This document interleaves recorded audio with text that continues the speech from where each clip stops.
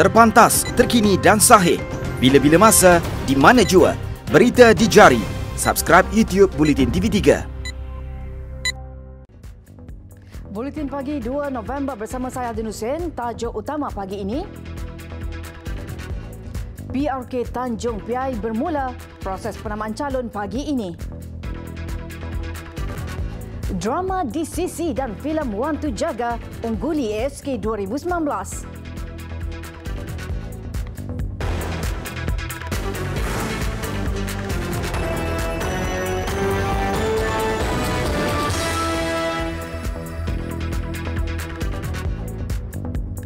Assalamualaikum dan salam sejahtera.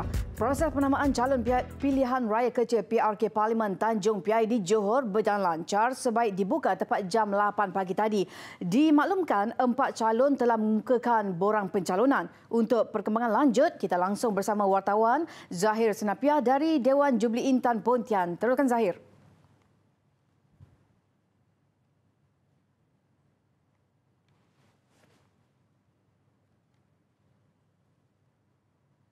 Di Pontian ini, di mana pada hari ini proses penamaan calon telah pun bermula kira-kira jam 9 pagi tadi, dan sehingga kini kalau dapat lihat di belakang saya ini adalah sebahagian daripada penyokong-penyokong parti yang berkumpul, di mana pihak polis telah pun membahagikan pada zon-zon, di mana sebelah hadapan saya ini diberikan kepada penyokong daripada Barisan Nasional, manakala di belakang saya ini kalau dapat anda lihatkan adalah sebahagian daripada penyokong-penyokong daripada calon Pakatan Harapan.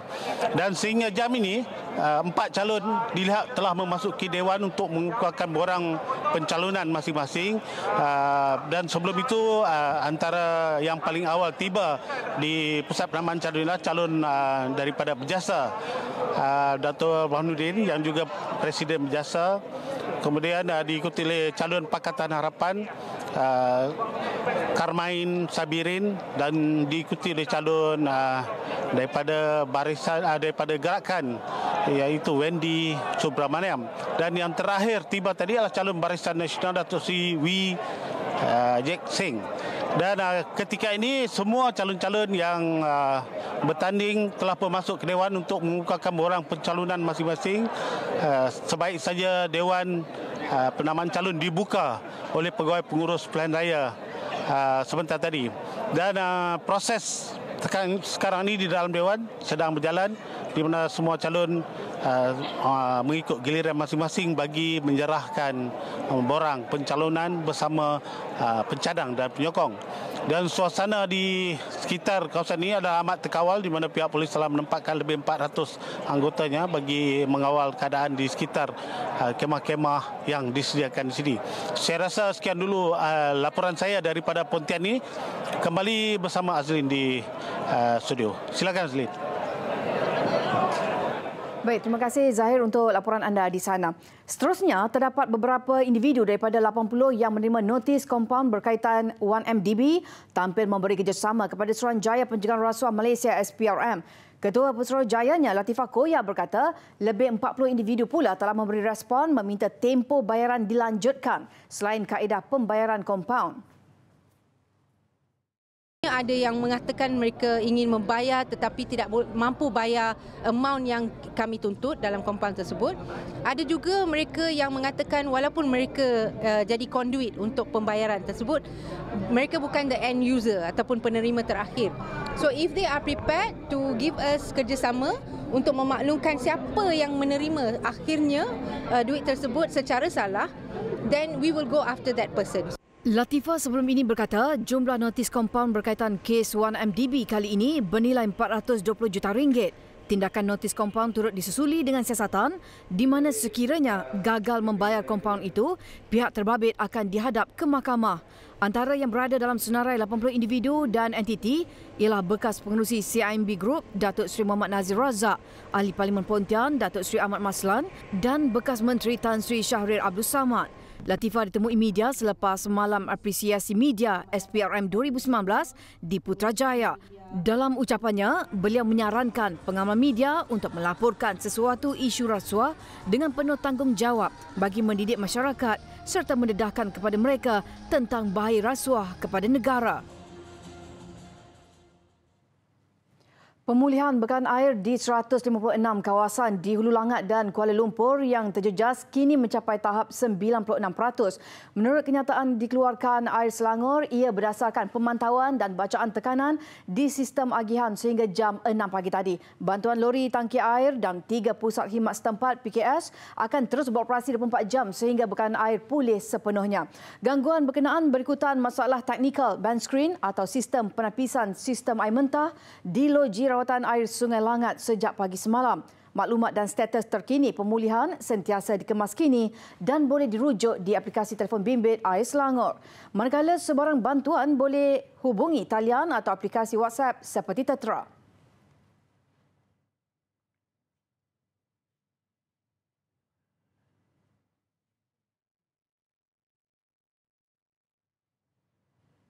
Kira-kira 780,000 pemegang akaun pengurusan Air Selangor Sdn Bhd Air Selangor bakal menerima manfaat program air percuma menerusi skim Air Darul Ihsan tahun depan. Jumlah ini merangkumi 65% daripada 1.2 juta pemegang akaun yang berdaftar dengan Air Selangor di seluruh negeri.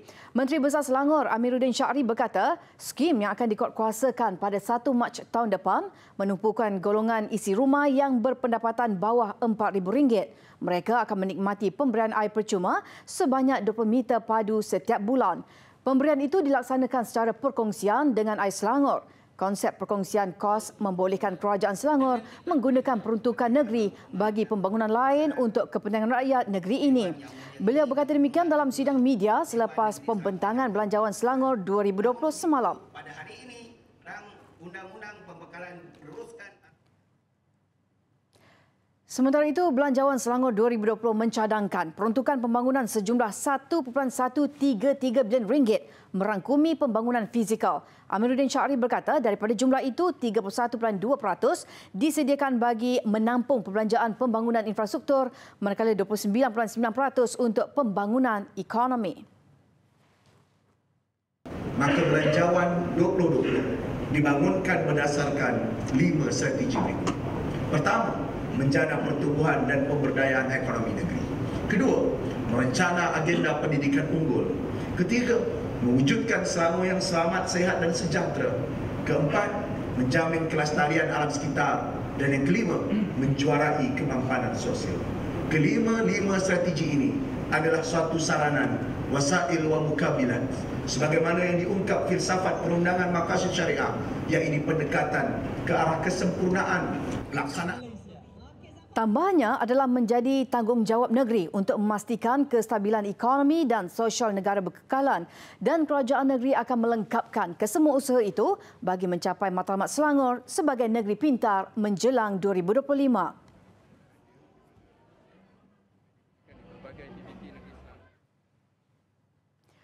Orang ramai masih berpeluang mengunjungi Karnival Beli Barangan Malaysia KBBM 2019 peringkat kebangsaan yang berlangsung di Johor Bahru Johor sehingga esok. Ia bertujuan meningkatkan kesedaran masyarakat tentang kualiti produk dan perkhidmatan buatan Malaysia yang mampu bersaing di peringkat antarabangsa.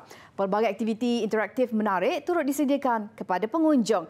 Untuk maklumat lanjut, kita terus bersama rakan setugas Ridwan Hussein yang bersedia di sana. Ridwan, kongsikan agenda KBBM hari ini. Baik, terima kasih Azlin di Seri Pentas.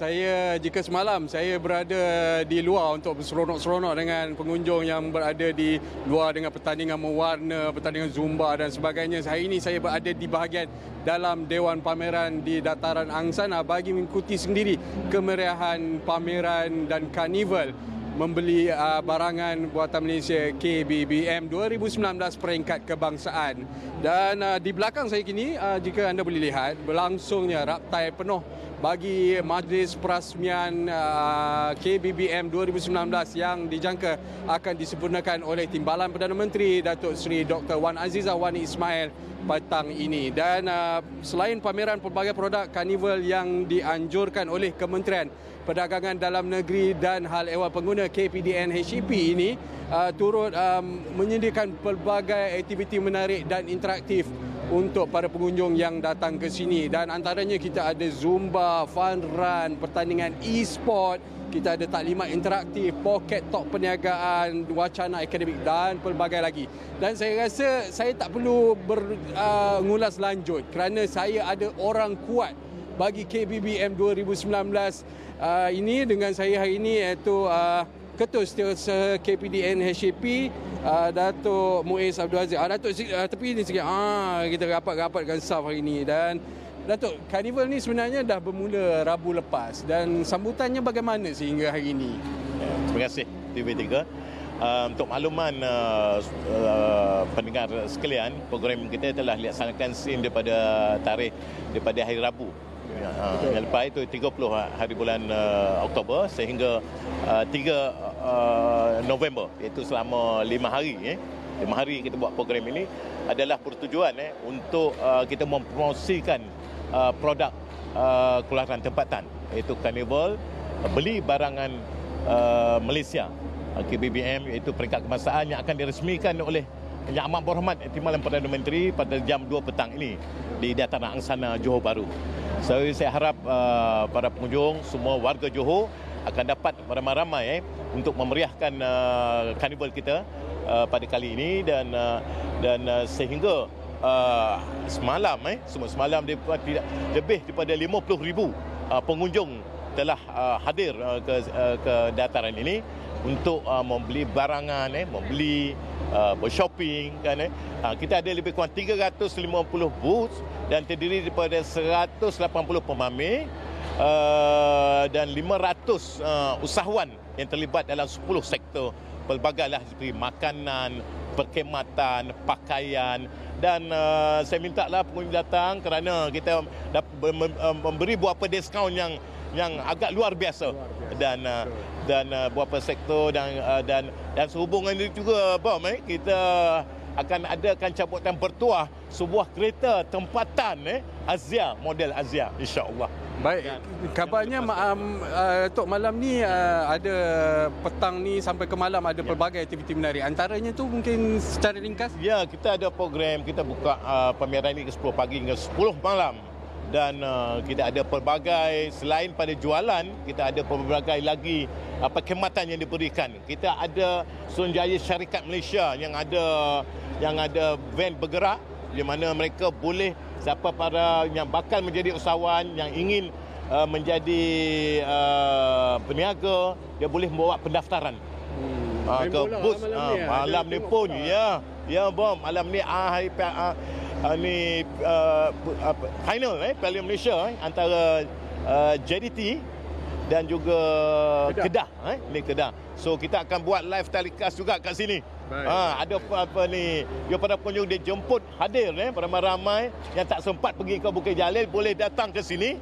Dan kita sediakan minuman juga, teh tarik apa, insya-Allah free flow teh tarik untuk sama-sama boleh enjoy tengok perlawanan akhir pada malam ini. Baik, terima kasih Datuk kerana sudi bersama Buletin Pagi hari ini. Dan macam Datuk cakap tadi, bukan saja warga Johor tapi warga Singapura dan warga-warga di negeri lain datanglah beramai-ramai ke KBBM 2019 untuk memeriahkan lagi karnival ini yang akan bermula dan berakhir sehingga 7 pagi dan 10 malam nanti. Dan dengan hashtag barang baik barang kita, kembali bersama Hazlin di studio. Silakan. Baik, terima kasih Bob ataupun Ridwan Husin. Seterusnya, Suruhanjaya Komunikasi dan Multimedia Malaysia SKMM melakukan pemantauan selama seminggu bagi melihat isu yang timbul dan reaksi rakyat berhubung peralihan sistem siaran analog ke digital yang bermula di seluruh Sarawak tengah malam kemarin.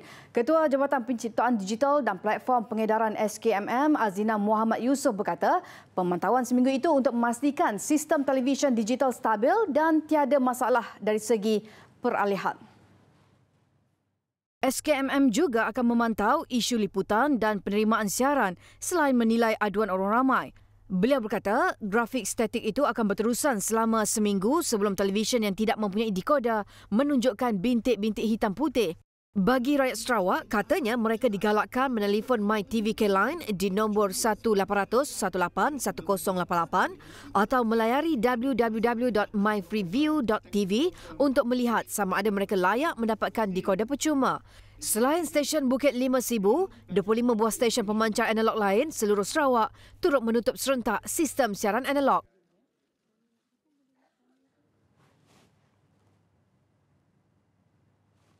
Kerajaan Negeri Kedah dalam usaha untuk meningkatkan liputan jalur lebar yang menyeluruh dan pantas mencecah 500 MB sesaat. Menteri Besar Datuk Seri Mukhris Tun Mahathir berkata, liputan itu khusus untuk kawasan ibu negeri serta kawasan industri terpilih menjelang 2021.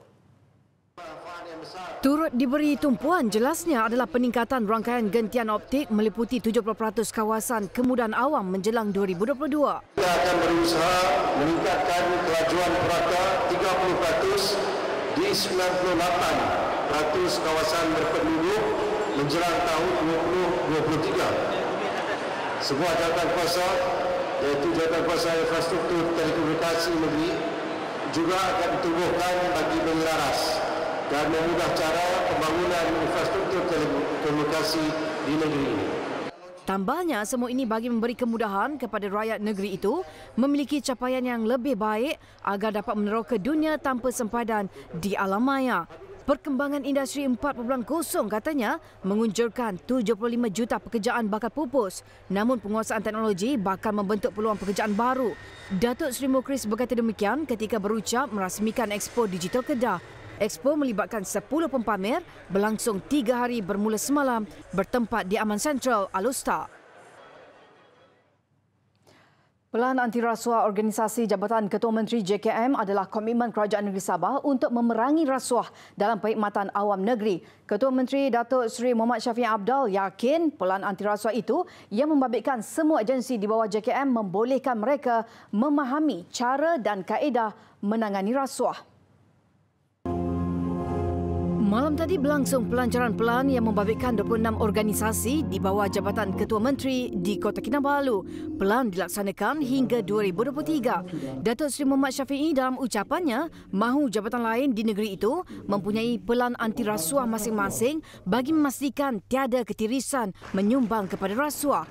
Ketika ditemui media, beliau berkata Kerajaan Negeri Sabah adalah yang pertama melancarkan pelan anti rasuah selepas pelan anti rasuah nasional dilancarkan di peringkat pusat pada Januari lalu oleh Perdana Menteri Tun Dr. Mahathir Mohamad. Kerana kita yakin bahawa ini merupakan salah satu isu yang menjadi isu besar dalam sebelum pilihan raya yang telah lalu. Jadi kita perlu menangani masalah ini dengan pendekatan-pendekatan bukan hanya preventifnya, bahkan juga dari segi tindakan-tindakan perlu kita lakukan. Pelan berkenaan dibuat dengan melalui penilaian risiko dan digubal sebagai panduan dalam memerangi rasuah. Persilakan Puan Dayang Rashikin Zulkifli, Ketua Tourism Malaysia optimis sasaran 85.2 juta pelancong domestik tahun ini membabitkan perbelanjaan pelancong sebanyak 68.5 bilion ringgit tercapai.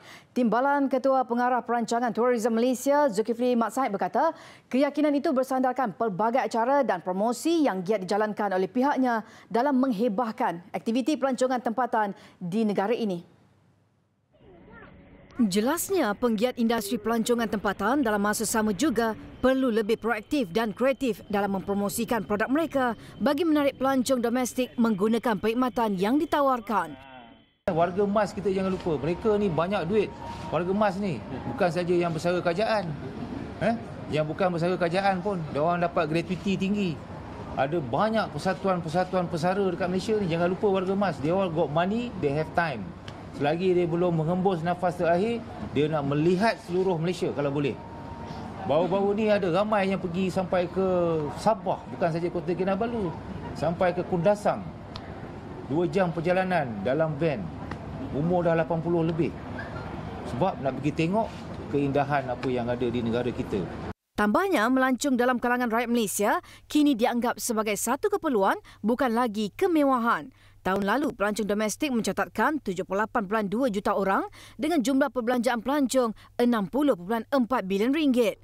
Zulkifli ditemui pada majlis merasmikan Cuti-Cuti Malaysia Travel Fair 2019 di Putrajaya. Acara dianjurkan selama 3 hari bermula hari ini di Pusat Beli Belah IOI City Mall Putrajaya. Ia membabitkan kira-kira 30 penjual dari seluruh negara yang menawarkan pakej pelancongan domestik pada harga istimewa. DCC, terbitan unit drama TV Radio Television Malaysia RTM dinobat sebagai drama terbaik Anugerah Skrin 2019 pada malam kemuncaknya di Pusat Dagangan Dunia Putra malam tadi. Kemenangan itu mengetepikan 4 lagi drama Lalang, Sirna, Telingkah dan Titi Kayu yang bersaing sengit bagi merebut kategori berkenaan.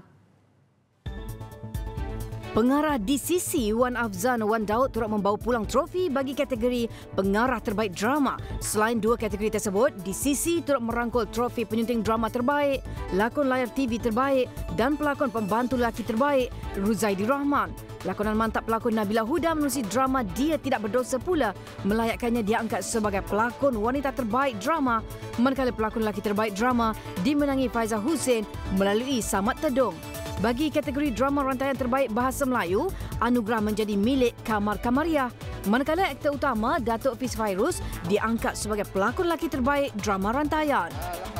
Saya rasa anugerah ni baru. So macam rezeki Allah lah, rezeki anak saya, rezeki birthday saya baru.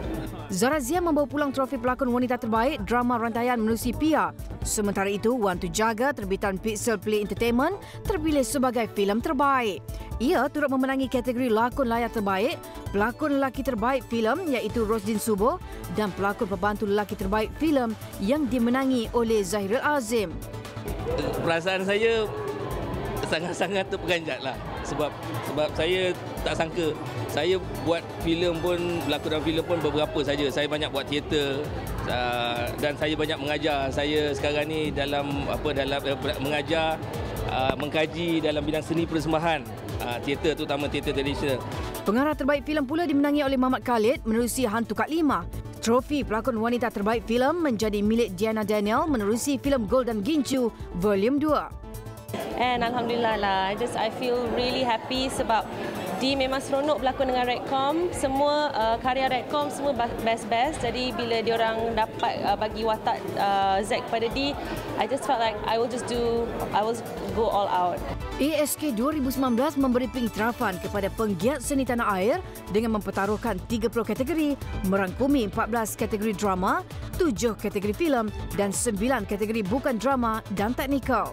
Acara malam tadi membabitkan 23 kategori, manakala pengumuman pemenang untuk 7 kategori bukan drama dan teknikal disiarkan melalui program Melodi TV3 pada 27 Oktober lalu.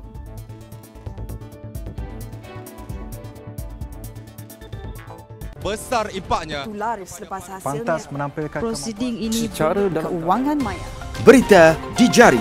Subscribe YouTube Bulletin TV3. Bertemu kembali. Seorang lelaki Indonesia yang bekerja merangka undang-undang syariah yang mengarahkan penzina disebat turut disebat Khamis lalu. Ini selepas tertuduh yang juga anggota Majlis Ulama Aceh MPU didapati bersalah mengadakan hubungan dengan wanita yang sudah berkahwin. Dia dikenakan 28 kali sebatan di halayak ramai di Aceh. Begitu juga pasangannya yang dikenakan 23 sebatan.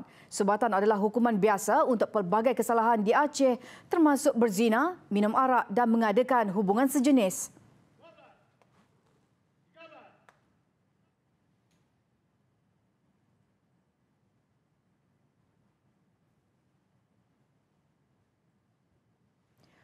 Kira-kira 400 orang pelarian Rohingya yang berada di Bangladesh memutuskan untuk pulang ke Myanmar secara sukarela. Kedutaan Myanmar memuat naik gambar di Facebooknya menunjukkan sejumlah pelarian yang tiba di negara berkenaan. Pemimpin etnik Rohingya bagaimanapun menolak untuk pulang ke Myanmar tanpa sebarang jaminan keselamatan dan kerakyatan.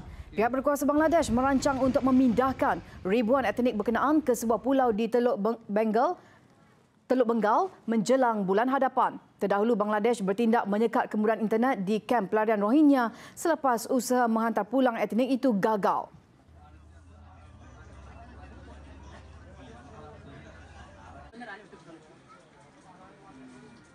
Besar impaknya. Laris selepas hasilnya. Pantas menampilkan prosiding ini secara dalam keuangan maya. berita di jari. Subscribe YouTube Bulletin TV3. Untuk itu sekian Bulletin Pagi. Teruskan bersama TV3. Saya Adin Hussein. Salam hormat dan Assalamualaikum.